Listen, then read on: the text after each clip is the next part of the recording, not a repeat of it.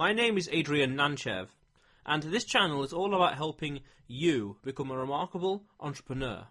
So that's why I started this podcast, to bring you entrepreneurs, or people from all over the world, whether entrepreneurs or not, to share with you their story, their journey, who they are and what they believe in. Today I have with me Erika Harris. And Erika, what we normally do in these podcasts is we start off with what's called a carry-on question. So the question from Matthew Pike from Fly High Media in Manchester, UK, is: if you could go back 5 years, what would you tell yourself? Oh. While you're thinking, Yes. though, my answer to that question is 5 years ago in 2012, I would probably say to myself not to worry as much, to be a bit more calmer, be a lot more curious. Ah, nice. Very nice. That's very practical. Okay, well so 5 years ago, I would have, knowing what I know now, I would have said to myself, Erika, trust what you are being told. Trust what you are being shown. Trust yourself. Trust yourself. And act as if you trust yourself. That's what I would tell myself. That's what I'm living into now. That's a great question. Thanks to you and the previous guest. Yeah, your turn at the very end. So yeah, why would you say trust? In what way? So 5 years ago, I was riddled with self-doubt, and I did not trust myself. And the reason why that was, that's sad as a lone fact, but what makes it worse is that I had fire in me. I had, and still do, but there's something in me, you can call it purpose, vocation, calling, all of those words with a capital letter at the front. I had that, but then I also had this self-doubt. So it just made for, not the most peaceful existence. I wasn't cooperating with myself. I wasn't in, harmonious collaboration. Like all these things I'm saying now in hindsight, that's what I'm living into now. So the good news is 5 years later, I'm doing those things that were in my heart to do. And I just would say it doesn't take 5 years, So, in that time span, what are you working on now, and why? Okay. So the second greatest collaboration that I have, the first greatest collaboration that I have is with myself. So I feel that no endeavor, whether it's an endeavor of intimacy, an endeavor of freelance writing, an endeavor of cryptocurrency research, no endeavor is going to be as good as it could be if, or let me say it better, like the success of that endeavor will be determined by my wholeness at the start of it. So I've been very preoccupied with becoming a whole person, and I don't mean perfection, because I want this goal to be attainable. So for me, wholeness is being in agreement with myself. So what I say, what I do, and the way that I act, like that there should be agreement in those areas. And so that has taken an amazing amount of time and energy. So anyway, so that's my first most important collaboration, is just trying to really honor that. The second most important collaboration, which answers your question, Adrian, is what I'm up to is honoring my collaboration with Cannabis sativa and industrial hemp. I am in a collaborative relationship with that species of plant. I liken it to, I think it was George Washington Carver he's known as Mr. Peanut. He had just this preoccupation with the peanut, came up, discovered all these hundreds of ways that it could be used. He was just fascinated in a singular fashion with this one, thing. I'm sure there was more to him. I just haven't researched all of his life, but I relate very much to his preoccupation. So I'm really, that's the best way I know to say it. I'm preoccupied. I'm devoted to understanding that plant on a botanical level, on an industrial level, as a psychonaut. medically, like in every way, all the ways that it wants to be known. I want to know it. And then I want to, get solid, usable, helpful information that I can in turn share with others. So most of the words that I write and speak are dedicated toward, lifting some truth about this plant that has been so misunderstood and maligned and distorted. So many untrue things have been said about what is, I don't even think it's arguable, the most robust, giving, generative, beneficial companion plant on the planet. So that's what I'm up to, just trying to find, new ways of doing that, staying creative, staying fresh, staying true to that celebration of cannabis and hemp. Yeah, I'm a little stumped where to begin, because I'm trying to remember it all now with regards to hemp and cannabis. I'm trying to remember it all now, but however, you mentioned it briefly twice, your writing, freelance writing. How are you combining the writing with the hemp and cannabis advocation? Two ways mostly. So one of the primary ways is Steam It, and so my username is Erika Harris, Erika Harris, Harris, and I haven't done a breakdown, but I'm sure that not half, but maybe close to half of my content is about cannabis and hemp. So I will write think pieces or essays or just provocative posts about them on Steemit. Then I share it on LinkedIn and Twitter and Facebook as well, so on other platforms. But through Steemit, I get some modest earnings, and then I also have a Patreon page where I am so grateful for 7 people that have said, yes, Erika, we're going to support what you're up to. And so my Patreon page is patreon.com/sativa yoga, and so that's all about advocacy for cannabis and hemp. Sativa yoga. Okay. Yeah. Okay, Erika. So, about a year ago, in October 2016, I decided to, in fact, years ago, right, I had this idea with hemp, with industrial, cannabis sativa, to create like a bio company, like a biofuel. I wanted to call it Powered by Hemp.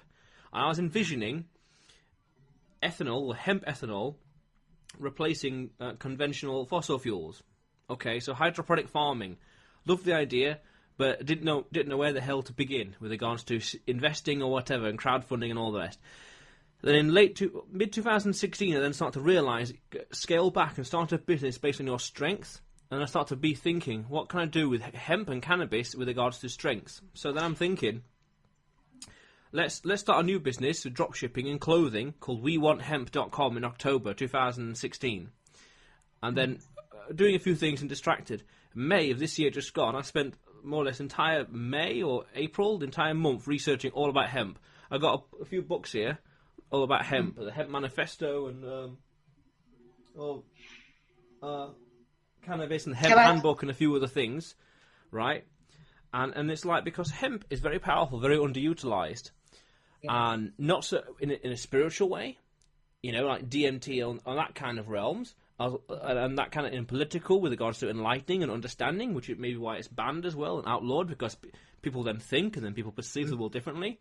But also from an industrial perspective with regards to how productive it is against paper, or it sequesters carbon and all the rest, and hempcrete.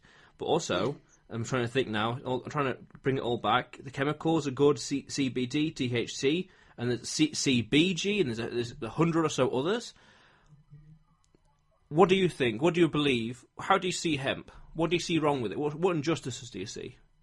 Yeah. Okay, so, one, I'd love to make reference to an interview I had with Jeff Berwick on Anarchast, and it's called The Cannabis Conspiracy. So in there, we're unpacking, the main point of that was to show a very specific political action that U.S. citizens can and should, and I rarely use that word, I rarely use that word, but I'm going to say that if you are a U.S. citizen and if you still have the right to vote, then you should support HR 1227. So we really explode on that. But the conspiracy part of it, or just, I mean, that word is kind of triggerish, but like, let's just call it a theme. Let's look at the pattern here. And you've already alluded to it, Adrian, which is that this plant is so efficient and elegant and clean, and it's resilient, and it repels pests, and it doesn't. I mean, it is so built to be used by civilization in all these ways. Like you said, you can eat it. You can build a vehicle from it. You can build your home from it. You could make your clothes from it. You could eat it as protein. I mean, like, it is literally mind-blowing at all the things that it can and it exists to be for us. And absolutely, like you say, on the mental level, of the way that it, enhances the ability to, I call it restorative. It's like it can restore a person to their natural state before the artificial programming that comes from school, culture, false senses of authority, religion, all of those things. So, in my experience, the beauty of a high, and the reason why it's even called that. Why is it called that? It's not called let's get low. Let's get low. No, let's get high. Why? Because there is elevation in that. There is elevation in that, without doubt. And so, so I absolutely believe that, that there's a reality that we live in that's been constructed in a, with, like, the infrastructure is based on control and domination, and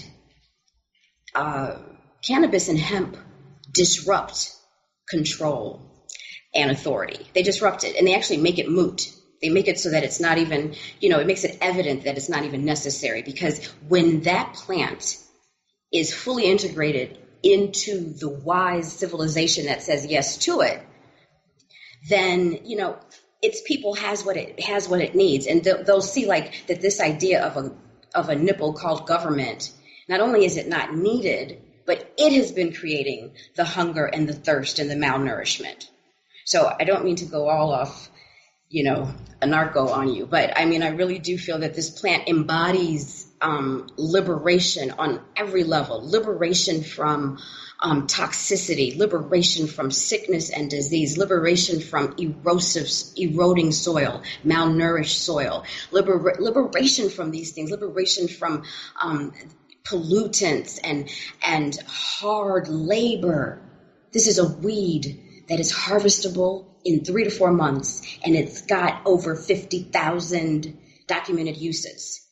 So like, if we were just to wax and wane on how good this plant is, and then what are the cons? The only con, as someone has said, is that you might get caught with it. The only con is that in this insane universe, there's penal and consequences for communing with one of the most wondrous natural sources on the planet. So it just speaks to the insanity. It speaks to the fact that the mainstream still hasn't turned this rock over enough to be outraged and to change it. I understand people have to go through phases of like learning you thought Santa was real. You thought Santa gave you the present. You were misguided all those years, and now you have to learn. Oh my God, Santa, he never came down okay, get it. Okay, let the truth sink in. Get aligned. Let your bones sit right, and now do something about the fact that you've been lied to about Santa. This is much worse than Santa.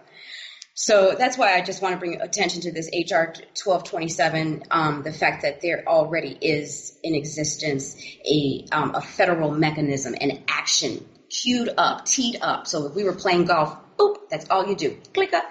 And then, it's an app called Countable. People can Google countable.com, I believe. It might be US. Accountable is the name of it.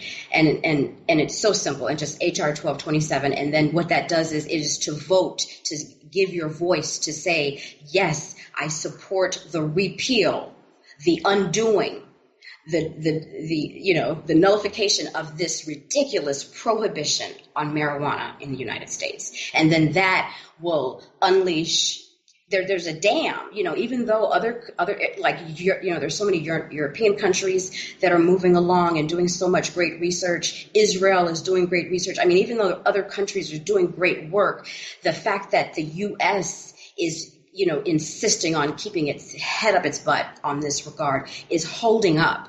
It's holding up industrial progress, healing medical progress. It's holding up global progress. It's a dam that should not be.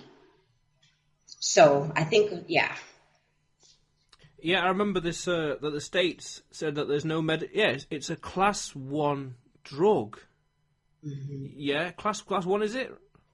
That's right. It's Schedule 1. Yes, Schedule 1.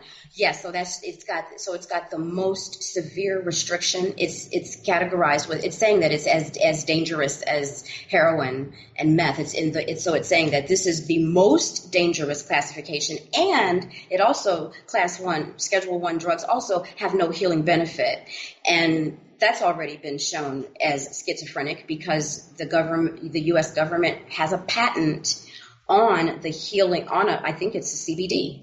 They have a patent on one of the healing compounds of cannabis. So, I mean, it's like at this point, it is an administrative nightmare. Someone must this has to be undone. It never should have happened, nearly 80 years ago. It was an egregious error that happened. And the fact that it persists is on our heads.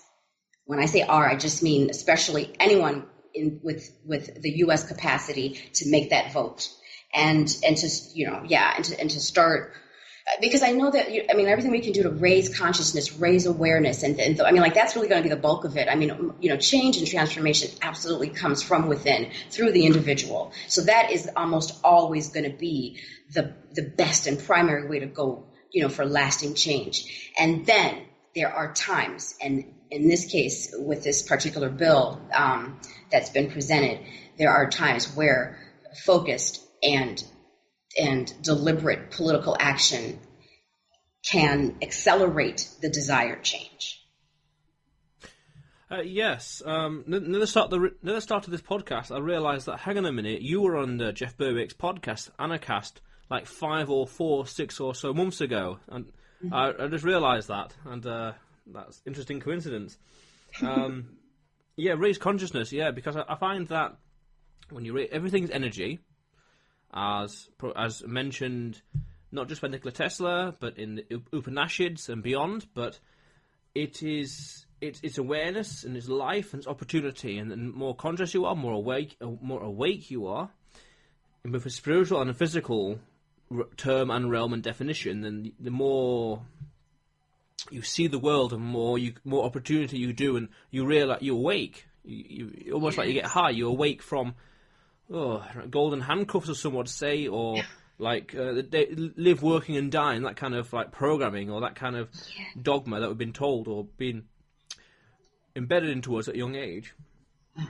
And with regards to the class Schedule 1, there's that CNN documentary with Charlotte Figi. And with the doctor, I forgot his name now, but in 2013, with regards to that girl in, I think, Georgia. Oh, Charlotte's, and the strain that was named after her. Went to Colorado, Charlotte's Web strain. Mm-hmm. Sanjay Gupta, that's it, that one, 2013. Yes, and, I recall him, and he turned. I love him. I love his humility to change his position. Because he started out with as an opponent against cannabis, and this is usually the case. Because there's nothing debatable about it. The only issue it's an issue of ignorance. It's an issue of disinformation. It's an issue of having been told the wrong thing. So people like Jeff Sessions, or people who have been given roles of power and responsibility and still have not bothered to make acquaintance with the thing they're supposed to steward, it burns me up like no one's business. Because this is not, a subjective, oh well, it's for some, it's for not. Now granted, there might be a very, very small percentage of people who might be allergic or might have unpleasant reaction to it, but even if that's the case, it is in no way warrant it being denied, people being separated from it, and then there being criminal repercussions as a result of wanting to be with it. It's just completely, there's just not even an appropriate word to speak to how monstrous this prohibition is. But Adrian, you said something, and I just, that when you started, it was some iteration of your entrepreneurship that you saw the wisdom in building on your strengths, and I loved that. And I see there's a lot of similarities that we have in our past and in our journeys, because one of the things that fueled me on my way, which cannabis has helped me with, is I built on an ideal of business as being. And so essentially it just meant that, like, I want to do what I am.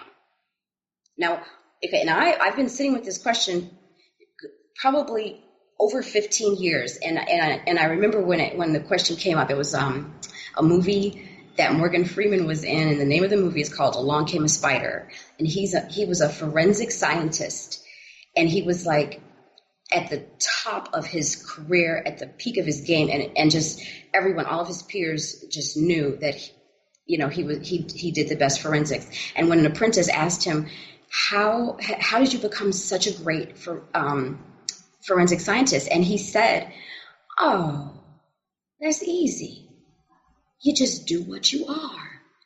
And that phrase gave me chills. And ever since then, I was trying to have a career path that would make sense out of that. And so as a result, the career path has been super curvy and crazy, and it doesn't look good on a resume, because I have been trying to merge my function and my identity. So what does that mean? You know what I mean? And so it's like, so I've been playing with this idea. Even there's someone I'll give a shout out to. Her name is Monica Moody. She's like a life coach in Georgia, and she resonates at that level too, of this belief that who you are, assuming that you are a person who doesn't create harm, okay? Assuming that you are at least a net zero person, you're not destructive. Who you are it should be appropriate for whatever it is you're doing. That's the theory that we're working with. If who I am is not appropriate for what I'm doing, well, then something needs to be modified. And when I looked at who I am, I'm like, well, the things that I'm wanting to allow to come out in me, in the world, in the marketplace, etc., they're not wrong, bad things. So the pressure that I'm feeling, this pressure to behave like X or do Y, or whatever, those adaptations, like I identified those as wrong, those as false, those as things pulling me away from a sense of well-being. Now, granted, sometimes I would go in those directions and I would find a big money pot, or I would find, publications and credentials. Like there would be these other, I guess, prizes. But then if I didn't have a sense of well-being, then they just didn't work. So now I'm really settled into this idea of entrepreneurship, of business, of whatever I do. If I render any service in the marketplace or otherwise, and there's going to be an exchange, I'm just asking much higher level questions of the whole thing now. And so if it's okay, I've got, I'm calling them a dazzling dozen, but there's more, but there are a dozen people in Acapulco who are also active on Steam It, who also are great examples of this idea that I've got about embodiment. I can talk more later, but if it's okay, if I could just take a few minutes just to mention these people, and I just want to mention their username and then just give a sentence about what they're doing, because I think it's really inspiring at how, and this has happened organically. All these people, none of them are from Acapulco originally. We've all come here for whatever reason, and then somehow we found our way to Steam It, and we write with different levels of intensity, some a lot, some not that often, but the consistency, or the thing that we all share in common, is that each person I'm about to name is interested in raising consciousness on the planet. They're interested in their own personal growth and development, and it shows in the things that they write about and in the way that they are serving the world. So I'm just going to mention these 12 examples, and I'm just going to mention. I'll use their username so people can have them. So the first one is Adventure Healing. Adventure Healing. It's a joint account by Alex and Graham, and they are documenting their experience of wellness on the road as they travel, throughout Mexico and maybe beyond. Adventure Healing. The next person is, his name is Bob Podolsky, but his username is Borashir. So I'll have to spell that because it's kind of odd to me. Borisheir. Bob Podolsky is he's a treasure to be in our community. He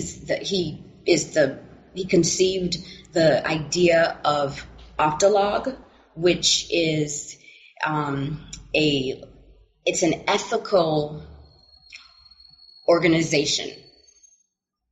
I know I distilled it to 2 words, but normally you would think like organizations are usually not necessarily ethical, but that's its greatest goal is to create organizations that are totally flat, non-hierarchical, and based on ethics. And then another important feature of his work is soul bonding, which is it's a restorative work, and it deals with like psychological and emotional repair.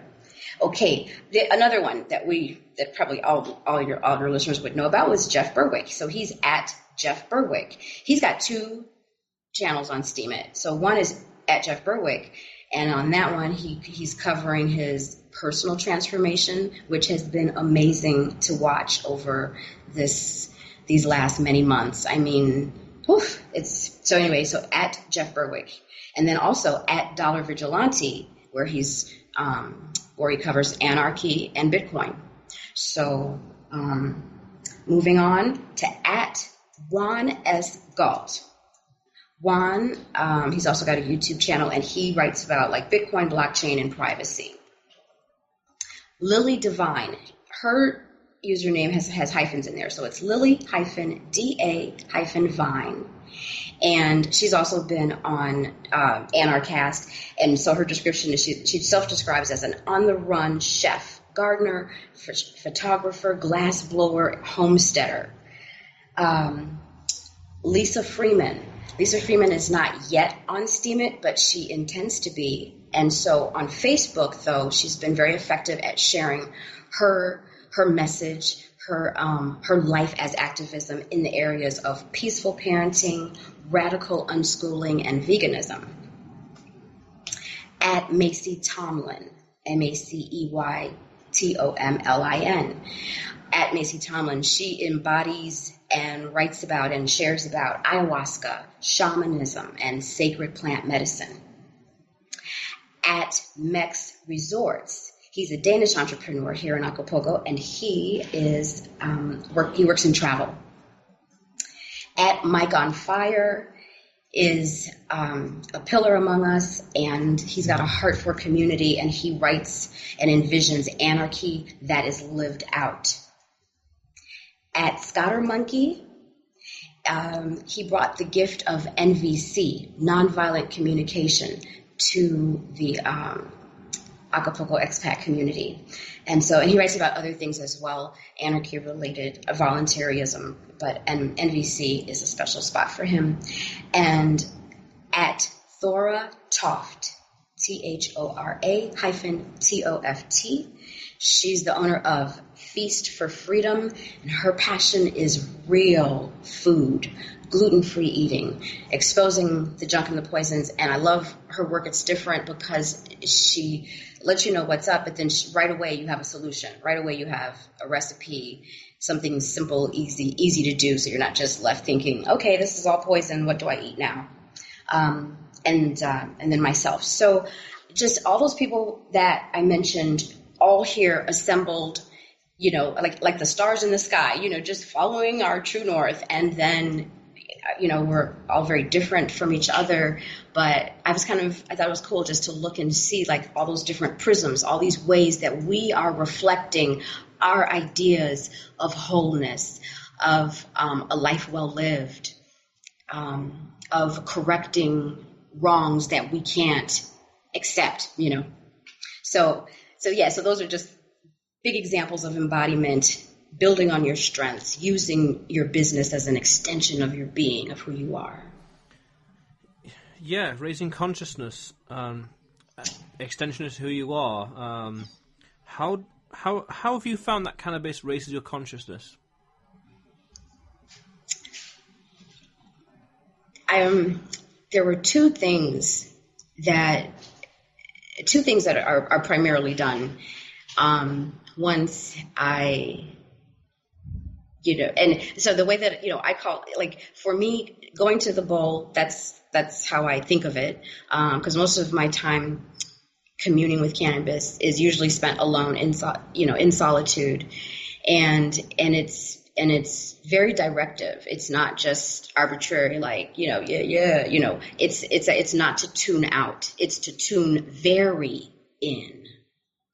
And so, but at the start of this journey, it started off just with exposure. Bob Marley said it well. He says that this herb reveals yourself to yourself. And I found that to be the case. And now some people may not like that. Some people don't want to have self-discovery. And I'm not saying that they don't like cannabis because they don't like self-discovery. I'm just saying that if a person does not enjoy the process of learning about themselves, which is humbling, you will see and learn and know some unflattering things. There will be things that, if you're being honest with yourself, they're going to break your heart. There is the potential, there's the opportunity to see yourself in true light. So the shadow side is, the ugly parts. But here's the liberating part. The liberating part is that all of those other limits, all the things that, and they're different for all of us, but we've been told that there was something that we couldn't be. We've been told that there was something that we could not do. We've been told that there's something we could not have. Sometimes it was in the realm of reason. If someone says, it's maybe a little too late for you to go for the professional football playing career. Okay. Obvious, sort of like, ridiculousness, that I'm not talking about. But I'm talking about, these limiting factors that would like clip a person's winged potential, like that. That's what I'm talking about. That gets exposed too. So there was a part of like, oh my gosh, I have, and like that's where I get that's where I get my fuel for like my inner work. I know that it's constant cleansing and growth and stretching and wanting to refine, but then also waking up to the fact that, hold on, my ideas about my earning, where'd that idea come from? How come that ceiling is so low? My ideas about how much of the world I can see, where did that idea come from? How come it's such a small little scale? All these like smallness, these little messages to be small and to stay in my box and to be well behaved and contain myself, blah, blah, all that kind of stuff that does not ring as true for me. Over time, incrementally, layer by layer, okay, having these deep, truthful, soulful consultations assisted with cannabis. This is what a psychonaut does. They endeavor to journey the realms of their consciousness.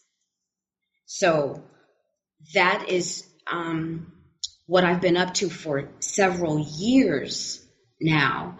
And now it has evolved into an integrated life, as I always envisioned. I'm not there by any means, but it is much less fragmented than it used to be. And then if we talk in 6 months from now, it's going to be even more integrated than 6 months from now than it is now. So that's the goal of it. But, it has helped me to know the truth about who I am, the good, the bad, and the ugly. And so I don't have any false ideas of, it's not like creating some kind of like narcissistic, out of control, I don't know, egomaniac, but it puts in right perspective that I am not a worm. It puts in right perspective that yes, I'm humble and I'm made of earth, but I am also majestic, made of stardust. I am both. So that's one of the ways that it helps me. So as a psychonaut, can you answer, who are you? Okay, so I'm just going to tell you the truth. The very first answer that came to my mind. So this is like the censored because of how you framed it. You said as a psychonaut, so that's how I was hearing you. So my answer as a psychonaut would be, I am here to be the legs, arms, hands, and voice of certain plants. I'm here to ally. I'm here to speak on behalf of, plants that they do speak. And particularly, cannabis does speak, but not as, I guess like speaking through a Homo sapien is I'm a translate. So I would say like I translate. In a very non-hierarchical fashion, I presume no specialness. That's the point. I'm saying like that there is something incredible available to a vast majority of us, and then even those who do indulge, even those who do have access, either as a patient or as a recreational user, even among daily users, I say it is very likely that you're underusing it. It's very likely that there are benefits, psychological benefits of character, benefits of heart that you might not even be touching. So yeah, so who am I as a psychonaut? I'm a joyful, jubilant voice for cannabis and sativa, for cannabis and hemp.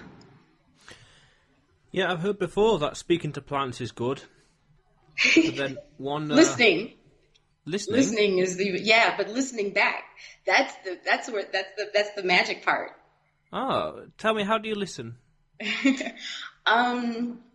So okay, I think that this could be universally applied. So if anyone has a practice of meditation, and so that's the experience of hearing non-audible guidance, and I'm going to put one more adjective in there, I would say that is beneficial, so that it's different from delusion or hallucination, because delusion and hallucination can also provide non-audible guidance, but it might guide you to, jump off a building. The voice that is heard through meditation and contemplation does not destroy. Its guidance doesn't destroy. And if it does destroy, it's destroying ego, it's destroying fear, it's destroying lies or illusion, but it won't destroy you. So that's the one thing, is that true meditation gives you a confident ability to hear and know your voice, or that true voice from within you, or to be able to discern a trustworthy source versus non. So it's, you're going to say something. I'll give you a chance to say something. Yes, all right. With regards to meditation then. Yeah. Which one? What kind of meditation? Transcendental, or we have like Raja Yoga, or which kind? So I love your questions. You are so, I don't know, I'm experiencing you as so present. And so I just want to say like, what a pleasure that is. And so that is the ultimate, work of sativa yoga. Sativa yoga is the building out of answering that very question. And so it is a way that cannabis can be used in companion with many other things. So on one occasion, I will sit in stillness, complete stillness, and then with the stillness, perhaps I might add an added level of gazing. So gazing either at the sun at safe times, which is our before or after sunrise or sunset. Okay, an hour within sunrise, sunset. That's safe for UV rays optically. So gaze at the sun or a lesser candle, a lesser light like a candle. Okay, so that would be stillness. But then there's also the joy of the moving meditation. And so something that, so there's two things that I have engrafted from the East. One is Tai Chi, and more recently, and the shout out to Scatter Monkey for this, has been a form of Kung Fu, which is a tiger style. So that you can take, if you were to say, Tai Chi or Kung Fu, or even someone may, be very more familiar with the asanas that come from the Indian tradition, from Indian yoga, or there's also Egyptian Kemetic yoga. There's all different forms of yoga, but all yoga is by virtue of the word, it is to unite or to join two things, usually body and mind. And then, so the reason I really resonate with that word and that goal of joining and uniting is because I want to join my body and mind. I want them in agreement, but I also want my inner and my outer life in agreement, because that is where my greatest suffering was coming from. And so when I saw exactly where the disconnection was coming from, that is how I could identify my form of activism, because I knew I wanted to go hog wild with cannabis and hemp. I knew that I want to have a hempcrete home. I want to grow cannabis. I want to have a cannabis forest. I want to, I have these kind of crazy wild visions, just like as innocent and pure as George Washington Carver with the peanut, that's what I want to do. But then when I bumped up against the legality, so just identifying the desire from my inner life, the reality of my outer life, boom, I now know where I am to work. In order to make that possibly true, I've got to do something to change that outer reality, because the dream ain't going anywhere. It just gets stronger year after year. Yeah. And speaking of all this, Jim Carrey had that little infamous interview recently where he says that, we're not here. We're not who we are.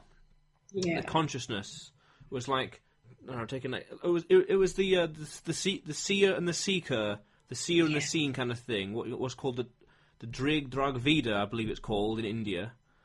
What do you think of that little interview recently that Jim Carrey had? Right away I'm like, ooh, Terrence. I thought about Terrence McKenna. I'm like, is Terrence on the red carpet? Because he totally was sounding like him. But I mean, I understand the big role that social constructs play in our life. And ideally they should just be little things to kind of, little handles, like if you're having a hot pot of water, it's nice to have a handle so you don't have to touch the hot pot. So social constructs should be handles, like I am a Black woman. I didn't introduce myself, hey, I'm Erika Harris. I'm a Black woman, an expat from Chicago living in Mexico. That's a shitload of social constructs I just gave you. They're all true, but they are not the consummate truth.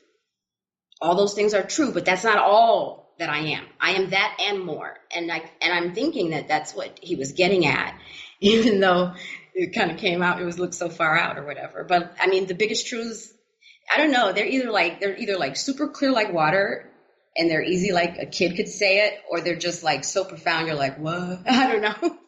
But I think and Terrence McKenna is one of my favorite thinkers. I was listening to him, I don't know, over 10 years ago, maybe as soon as he got on YouTube, as soon as the first YouTube video was ever uploaded, that's when I started feasting on him and really started understanding like that.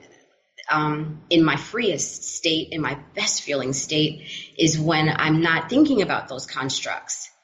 Yes, I'm still, Black woman from Chicago, but I'm not thinking about that if I'm in the ocean, if I'm in the forest, if I'm in the arms of someone who loves me. Who gives a shit about those constructs in those sweet, most the most sublime moments? So, and the sad thing is that most people live as if the construct is all there is, So, like, I think it was Rumi, he says, like, don't worship the finger that points at the moon, or like, don't look at the finger that points at the moon. The finger is just pointing at the moon. Look at the moon. So the construct is just the finger, just pointing at the moon, but it's the moon that matters. It's the moon much more interesting than the pointing finger. So like for me, and even for like the 12 people that I referenced in Acapulco, it's like we're just fingers pointing at, something much bigger, much larger than ourselves. So I guess, constructs, I get them, I honor them. I think it's naive to say that they don't exist, because it has been suggested to me that race isn't real. I've been told that, race isn't real. And I don't agree with that. I think that I am different from you. I mean, that something physiologically, I am different than you. My cells biologically are different than yours. And I don't think there's anything wrong with that. I think there's something to celebrate in that. That's beautiful. So I think it's real, include it, and then also be able to transcend it. That's what I think about constructs. What do you think? What did you think about it? When I first heard it, I understood where he was coming from, but I didn't understand what he meant by it, though. I didn't understand, what he... We're not here, and I felt that as well. I remember years ago thinking that I am me, I am consciousness, I am me, I am Adrian Nantchev, I am this time and date and all the rest, and I remember that exact same conversation as well in 2002 odd. And it's like you're taking a step back and you're realising who you are, and you're able to look at yourself. It's almost like looking at yourself like from astral plane straight away as you think, realising who you are. And I also remember sometimes, not so much these days, but like 15 or so years ago, I would look at my name written down, and I'd break it down, like the sounds, how it sounded, how it felt, the wavelength, the shape of the word, and Adrian and all the rest, and Aid and Dre and Ian and all the rest, and looking at all that. And I saw that in Jim when he was doing this little interesting interview. I didn't fully understand what he meant by "we're not really here." Is that in a case of like we are just atoms and minerals and all the rest, or just consciousness here in this time period, in this fourth dimension, or what exactly? But also, the interviewer's reaction was very profound in the way that she was like pulling faces and yes. That kind of stuff, and it's like it's a little ignorant right there, and I wouldn't be surprised if that was indicative of the majority of the audience at home who are watching this, live or not. So it's interesting, very profound. And there was a very interesting video that Jim Carrey shared recently. I found it. It was on Vimeo, where he's talking about how the genius and the artist and the awareness and the consciousness, and talking about his life. And I can't remember what it was called. The Troubled Genius, I think. Or if you go into Vimeo and just type in Jim Carrey, you'll probably find it. It's like an 8 minutes long video, and he talks about a few other things as well, but I forgot what he talked about exactly. But a fascinating character, a very fascinating character, much unlike him 15 or so 20 years ago. Yeah. Oh, I wanted to add something to that. I agree with you. Like her reaction was as interesting to me as what he was sharing. And I thought, in the mock, it's like kind of like a mock sort of thing, and a little bit inhospitable, but also like I understood that he was bringing something that she wasn't prepared for. She's like not knowing what to do with, I guess, like thought that expansive or maybe even to her ears, ridiculous, but this is what came to my mind. So Joseph Campbell is another one of my favorite. Terrence McKenna and Joseph Campbell is another one. And he says, now this isn't a quote, but it was like a lecture, so I'm paraphrasing, but it was so beautiful. And he says that there, basically that what we get is a function of our consciousness. So as an example, he says, if a demon walks past a stream and the demon gets filth. A human walks past a stream and the human gets water. God consciousness walks past the stream and gets nectar. So, and the fluids are not to be literal. It's not literally filth, water, or nectar, but just again, that there's a correlation there that, or even to, make it like Harry Potter, how they had an idea of like, there's a magical world and a muggle world. And so, magical people understand the muggle way because that's where we live. That's the 3D dense, just what you see is what you get. But Muggle people don't necessarily understand the magical way. And that's what happened there. So you had Jim going magic, talking to, someone who's in a Muggle reality and then the disconnect. But then it's out there on TV for us to see and now be able to talk about and speculate. So I love the purpose that it served. Erika, as we begin to wrap up this podcast. Okay. As we wrap it up, what are you working on now and what's next for you? Okay, I am currently advocating, in addition to the crop, cannabis sativa, and industrial hemp, I'm also advocating and supporting a digital currency that supports that crop, which is hemp coin.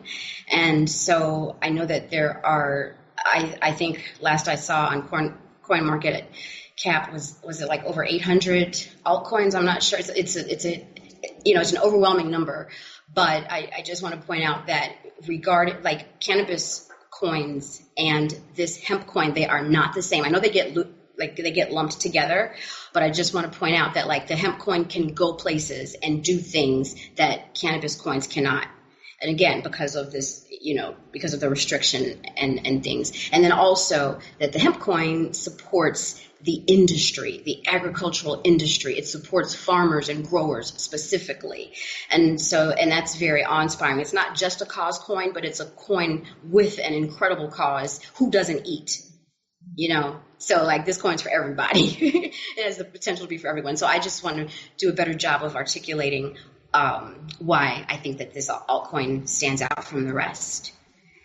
So yeah, that, and I'll just keep on singing my truth from Steam It and elsewhere. Yeah, sounds interesting. I've heard of a hemp coin before. I didn't know there was a cannabis coin though. But Adrian, yeah, we'll I think you and I even should explore collaboration because I think we've got, maybe like a deeper love. Maybe even along the lines of like uncommonly deep love for this, and so I think we should probably do something together. But yeah, there are a ton of cannabis coins, cannabis coin, pot coin, dope coin, and other. Those are the three of the most popular. But there are many. Weed coin is a new one that has come out, and from my research and understanding, most of them have the primary objective of providing stealthy, anonymous, private transactions between merchant and consumer. So, so they're great for dispensaries as a great bypass around the banking, mess that still stands. But they're repetitive. It's like, well, that just is redundant. So you just, it's like, what's the difference between, $1 and another dollar? Yeah, I mean, in that sense, so hemp coin really distinguishes itself because they also, work for dispensary purchases and then do a bit more. And I'm interested in the coming months of having conversations with developers because I have vision but then I don't code and I don't understand blockchain technology well enough to even ask my questions intelligently. So I need help just even in having this conversation, like somehow, this is how hybridization happens.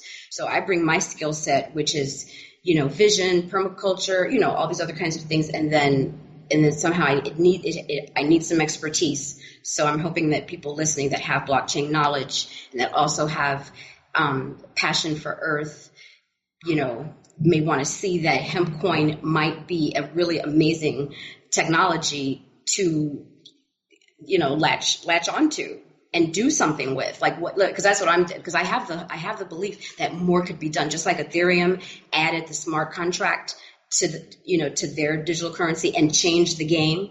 I'm saying Hempcoin could add more business function. I don't know what the right business function is, but Hempcoin could add a business function that could distinguish it as an altcoin, and so that's when I'm like, hey, even in terms of categorization, that was the first thought that came to my mind, because there's so many different, outputs. It's like, is this oil? Is this concrete? Is this textile? Like, depending on what it is, I'm not quite sure. So that's the part like where business, agriculture, economics, and technology, all of that knowledge is needing to sit at a table and then say, what is this new thing? Just like Ethereum did with the smart contract. What smart business function can and wants to be added to Hempcoin?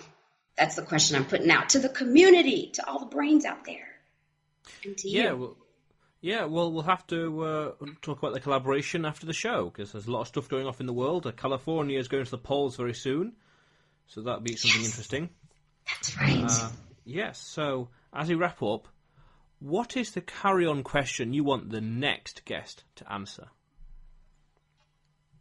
Okay, just a moment. Okay. What is the truest thing you can say right now?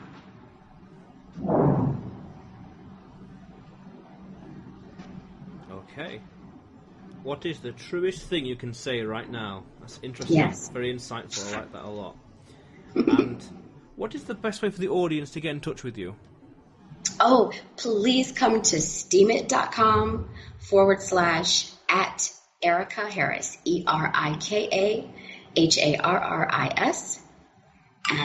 And also please consider my Patreon page at patreon.com /Sativa Yoga. Okay, cool. I'll add those in the show notes and the links below.